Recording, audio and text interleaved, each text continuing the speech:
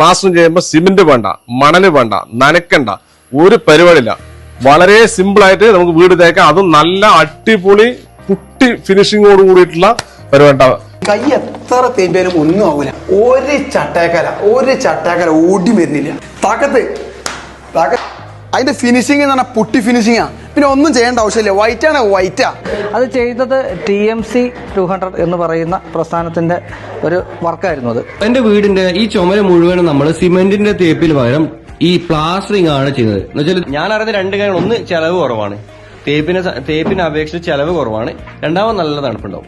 തണുപ്പാണ് എനിക്ക് മെയിൻ. കാരണം എന്റെ വീടിനകത്ത് എപ്പോഴും നല്ല വെളിച്ചവും നല്ല തണുപ്പും വേണം ആഗ്രഹിക്കുന്നു. ഞാൻ ഉള്ളിലാ പ്ലാസ്റ്റിക്കിനെ കുറിച്ച് അന്വേഷിച്ചപ്പോ എന്തുകൊണ്ടും ജിപ്സം പ്ലാസ്റ്റിക് ആണ് ഏറ്റവും നല്ലത് എന്ന് പലവരും പറഞ്ഞു.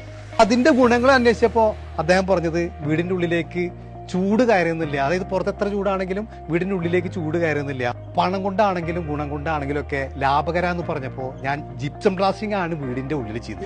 ഇവരുടെ ഒരു കമ്പനിയുടെ പേര് ശരിക്ക് TMC എന്നാണ് കേട്ടോ.